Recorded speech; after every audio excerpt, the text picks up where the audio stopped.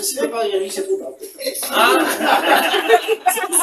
Alors, d'abord, c'est une journée qui a été organisée par le ministère de la Gestion chrétienne de la vie, la responsable Marilyn Desplans, et en collaboration avec le ministère de la Santé, dont je suis la responsable. Alors bonjour à tous, nous sommes en présence de Monsieur Renette Luc, que je vais laisser le soin de se présenter à nous. Monsieur Luc Renette, j'ai 74 ans.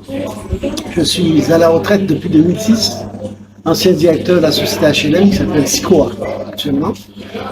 Et je suis ingénieur de formation. Et depuis maintenant 14 ans, je consacre une partie importante de mon temps avec d'autres retraités, dont notre président qui s'appelle M. Robert Fontes et M. Christian Antonabaza, qui est ancien directeur adjoint de l'Observatoire de volcanologie et de sismologie de Guadeloupe. Nous avons donc pour mission, je dirais, de sensibiliser, donc voire de préparer les Guadeloupéens au risque sismique. D'où le titre de l'association, enfin de la structure, Centre de préparation au risque sismique. Il est vraiment important de nous préparer dans la mesure où nous sommes certains que nous allons donc, nous, Guadeloupéens, subir un séisme majeur. Donc tous ces soins à faire, sur la table, c'est une table, il va tenir les pieds de la table. Et là, pour les laisser, il va fermer les yeux. D'accord. Et il garde les pieds bien au sol.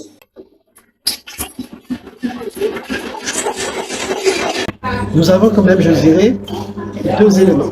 Le premier, c'est que nous sommes classés catégorie 5 dans l'ordre des séismes, c'est-à-dire le plus fort, c'est 5. Deuxièmement, nous avons, je dirais, des points de repère, notamment celui du premier Big Run connu en Guadeloupe, qui date du 8 février 1843.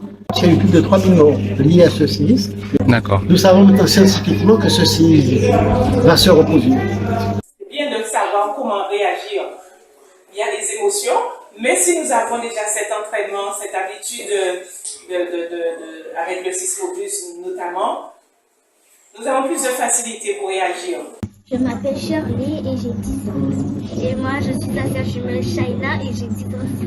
Okay, alors derrière vous, il se trouve un petit bus. Vous l'avez expérimenté, je crois, toutes les deux. Comment vous l'avez trouvé? C'était bien, ça secouait, mais c'était pas si terrible, c'était pas si haut. Cela ne vous a pas fait peur du coup? Non. Mais imaginez-vous que les secousses se réalisent pour de vrai. Là, j'aurais peur. Ah ouais. Et du coup, la personne qui était là, qui s'appelait Monsieur Renette, vous expliquait ce qu'il fallait faire en cas de séisme? Par exemple, si tu es dans une maison et qu'il y a une table, il faut que tu te mettes en dessous de la table pour pouvoir te protéger et tenir les pieds de la table, sinon la table va s'emporter et tu n'auras plus rien pour te protéger. Et ou bien si tu es dehors comme ça, il faut s'accroupir et ne pas rester debout parce que ça te projette par terre. Qu'est-ce que vous avez appris aujourd'hui concernant les séismes? Il ne faut surtout pas avoir la panique parce que tu vas encore plus te mettre en danger. Qu'est-ce que vous aimeriez dire aux enfants qui ont peut-être peur de pouvoir tester la machine? De ne pas trop se stresser parce qu'ils peuvent mourir en étant stressés. Et que au départ pour toi ça fait peur, mais quand tu le testes, on a pu te dire un jeu d'attraction. J'ai beaucoup apprécié, ça a fait trembler tout le corps, ça m'a mis vraiment en condition, on va dire. Hein. Ça vous a fait prendre conscience des risques? Voilà, et surtout prendre conscience des risques sismiques qu'on peut avoir à n'importe quel moment. D'ailleurs, ce matin même, on a eu. C'était pas fort, c'était petit, mais bon, c'est juste pour nous dire que voilà, à n'importe quel moment, nous pouvons être secoués avec tous les événements qui se passent. Comme je dis, on ne sait pas à quel moment il peut arriver quelque chose. Donc quand on vous invite, ce serait bien de vous déplacer et de participer, de prendre note à ce qui se passe. C'est pour sauver une vie. Ça peut être votre vie ou la vie de quelqu'un d'autre. Mais venez voir, c'est gratuit, on paie des gens pour que vous puissiez venir regarder gratuitement. Venez. Eliane Biogou, je suis élue de la ville des Abbayes, mais je suis vice-présidente du Centre communal d'action sociale. Alors, je suis la vice-présidente du CCAS, j'ai été élue par le conseil d'administration. Et le CCAS de la ville des Abbayes me gère donc 2 établissements, puisque le CCAS peut aussi gérer les établissements médico-sociaux. Donc nous gérons un EHPAD, un établissement d'hébergement de personnes âgées à domicile de 40 places, et un service de soins infirmiers à domicile de 45 lits. Donc nous avons 4 associations obligatoires dans un CCAS. C'est une association qui représente les personnes âgées, une association qui représente l'insertion, une association qui œuvre dans le social et une association qui représente la situation de handicap. Alors, il faut savoir que le CCAS est là pour mettre en place des actions municipales que le maire nous demande de mettre, que le président nous demande, puisqu'au CCAS, on a un président de conseil d'administration, même si c'est le maire, mais on a un président de conseil d'administration.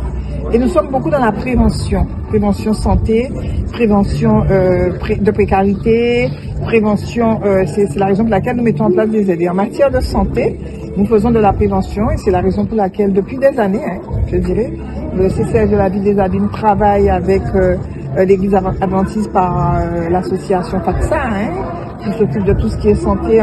Nous avons mis une action qui est très forte et qui a été retenue même comme une très bonne action. Ce sont les 8 mois de bien-être. Je ne sais pas si vous vous rappelez, mais en tout cas, nous avons les 8 mois de bien-être. Et aujourd'hui, dans le cadre de la prévention, par rapport au territoire de la Guadeloupe et par rapport aux problématiques sismiques que nous avons, il est important pour nous, CCAS, d'accompagner les associations qui mettent en place de la prévention sur ce domaine. Et c'est la raison pour laquelle ce matin, je participe et le CCAS accompagne donc l'église adventiste et son association sur cette action parce que nous sommes un territoire où les cyclones sont là, les inondations sont là, et nous avons aussi d'autres problèmes, peut-être que nous aurons demain, qu'on ne sait pas. Donc il faut vraiment prévenir et former la population à la prévention. Et la prévention, ce sont justement ce type d'actions.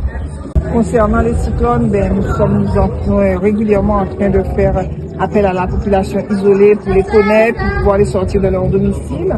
Et dans le cadre des risques sismiques, ce sont ce genre d'actions avec le sismobus pour montrer aux gens quelle conduite à tenir, comment se comporter. Et il est important, je pense, très important de vulgariser, je dirais, entre guillemets, ces actions pour que nos populations soient vraiment formées et préparées à ce type d'action. Et nous avons malgré tout, chacun d'entre nous ici présent, la volonté de pouvoir accompagner nos populations lorsqu'il arrivera un risque. Et que les séismes que nous avons eus entre-temps, notamment celui de 2004, on dit communément le séisme des Sept, c'est un petit séisme. Pareillement, celui de la Martinique de 2007, c'est un petit séisme. L'un et l'autre se formant sur la plaque Caraïbe le premier, sur la plaque Amérique le second.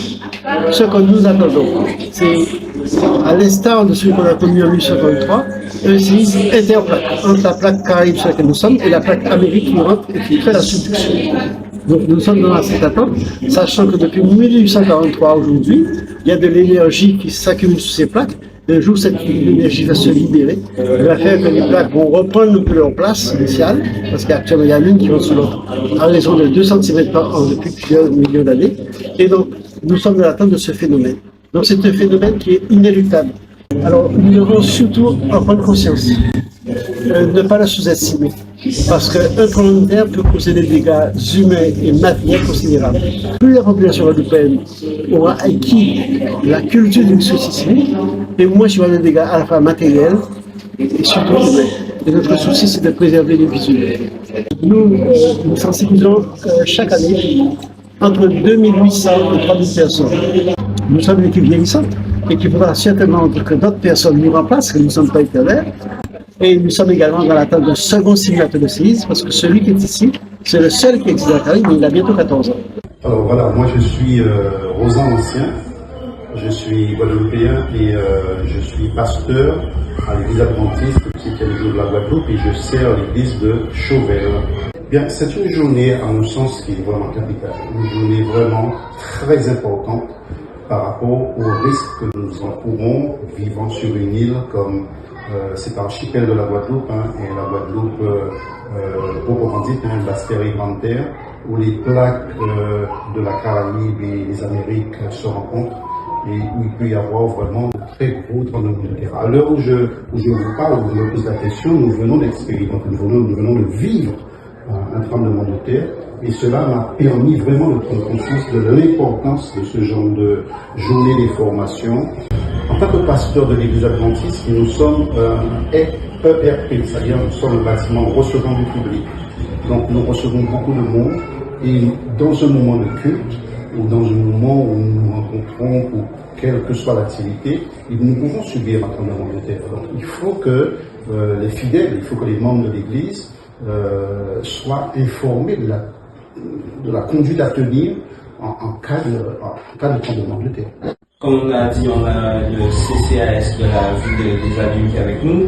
On a également la lutte contre le diabète.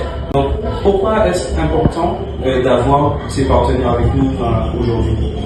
Et parce que ce sont des partenaires qui ont des moyens, qui les mettent à notre disposition. Par exemple, cette salle du FUA Saint-Jean, le sismobus, et tout ce qui va avec, le personnel pour pouvoir nous expliquer, toutes ces personnes qui sont bien informées et qui sont des professionnels. C'est important d'avoir ce genre de partenariat avec l'Église pour que la population, parce que c'est une activité qui n'est pas tournée essentiellement vers l'Église, mais aussi vers les personnes de la cité, parce que nous avons invité toute la cité à venir. Il y a pas mal de personnes de la cité qui sont venues, parce que nous vivons tous en voisins, nous vivons tous en proximité, et il est important pour que ce soit les personnes, les voisins de la cité, que ce soit les membres d'église, que nous soyons tous sur le même plan de connaissance pour pouvoir réagir en cas de risque sismique. Je suis Thérèse Sylvestre, responsable de santé à l'église de Chauvel. Et voilà, j'occupe cette activité depuis 3 ans, voilà, avec une nouvelle équipe, bien entendu, très dynamique. Le diabète de type 1, c'est environ 10% de la totalité des personnes touchées par le diabète, on va dire en Guadeloupe, mais un peu partout. Le diabète de type 2, ces signes sont moins flagrants. On peut vivre avec une dizaine d'années, hein, peut-être plus ou moins, hein, avec le diabète sans savoir qu'on est touché par la maladie. Parce que c'est une maladie qui est là, qui est sournoise, qui est à l'état de latence et qui va se déclarer lors d'un stress. Et souvent les gens nous disent, je suis devenu diabétique lors d'un deuil, lors d'un gros stress, lors d'un divorce. C'est vrai que le stress va déclencher un diabète, mais dont les signes étaient déjà présents. Hein? Donc, c'est un diabète avec lequel on vivait, il était latent, qui ne dérangeait pas. Et donc, le stress va faire flamber la glycémie, et il est important que l'on puisse prendre soin de soi lorsqu'on découvre un diabète. Et donc, le traitement est basé sur sur l'alimentation, l'hygiène alimentaire, la pratique de l'activité physique et le traitement chimique que le médecin va prescrire ou ne va pas le prescrire. Nous sommes conscients au niveau du ministère de la Santé qu'il y a de sérieux problèmes en Guadeloupe. Et au niveau de notre église, nous avons mis en place justement des activités, des ateliers ou encore des séances de formation pour aider nos membres d'église à prendre soin de leur santé, à mettre en pratique un certain nombre de règles d'hygiène, de vie saine, et ainsi que autour de nous aussi, pas seulement au niveau de l'église, mais au niveau de la population aussi dans le quartier. Par exemple, nous sommes dans le secteur de la Bourse, où nous avons un atelier culinaire et nous recevons du public mixte, c'est-à-dire des membres d'église, mais également des habitants du quartier. J'avoue que j'ai fait des exercices d'évacuation à mon travail, mais là j'ai vraiment reçu un plus quand je suis chez moi ou alors à l'extérieur, comment faire et pouvoir aider aussi celui qui est à côté de moi. Je sais que je vais partager cette information au niveau de ma famille et de ceux qui m'entourent, mais le mieux ce serait que j'encourage en tout cas ces deux associations, ces deux responsables, M. Anténo Abazac et M. Duprenet, à renouveler cette activité parce que c'est une manière de préparer la population et on en gagnerait. Voilà. Bonjour, Marilyn Solvan-Lesclan. En effet, je suis responsable du département gestion chrétienne de la vie. Et par rapport à la manifestation, c'est une manifestation qui a été aussi organisée avec le département de santé en partenariat avec le CCSEDC. Il y avait plusieurs objectifs. La gouvernance de la Fédération des Églises adventistes du 7e jour a demandé à ce qu'il y ait au moins 2 activités extérieures. Donc c'est ce que nous faisons. cette activité aussi vient en continuité avec une qui avait eu quelques années sur le Didico, levier de réussite. Puis, il était essentiel pour nous de pouvoir socialiser les personnes dans la culture du risque, parce que nous avons aussi vu que, en Guadeloupe, dans notre communauté, on n'avait pas cette éducation du risque. Et il faut rappeler que dans Matthieu 24, versets 6 à 7, il est marqué qu'avant le retour de Jésus, il y aura des guerres, des buts de guerre, mais aussi des tremblements de terre. Et nous y sommes.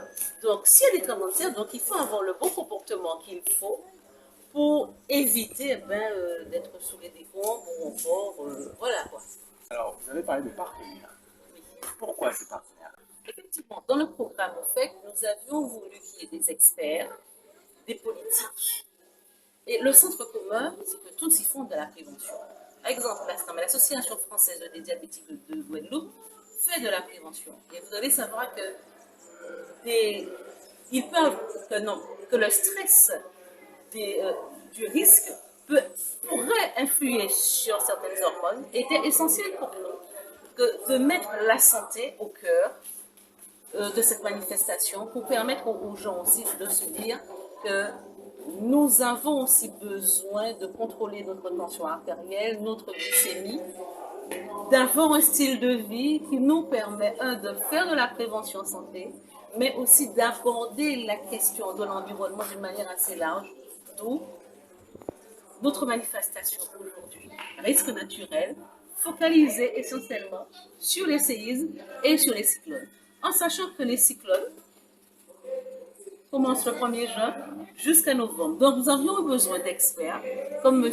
Anténor Abazac, qui est directeur de l'observatoire, qui était directeur de l'observatoire volcanologique, qui est un ingénieur physicien. On a besoin de notre expert qui était M. Luc Renette, qui viendrait avec le sismologue, qui va beaucoup nous parler du comportement. Et puis du CCAS au fait, qui vient toujours après pour au fait connaître les besoins des personnes et pour apporter une solution par rapport à leur détresse en post-risque. Il faut que nous soyons au cœur de la population. Cette manifestation nous permettait de connaître les besoins de cette cité, de voir avec qui nous avons affaire.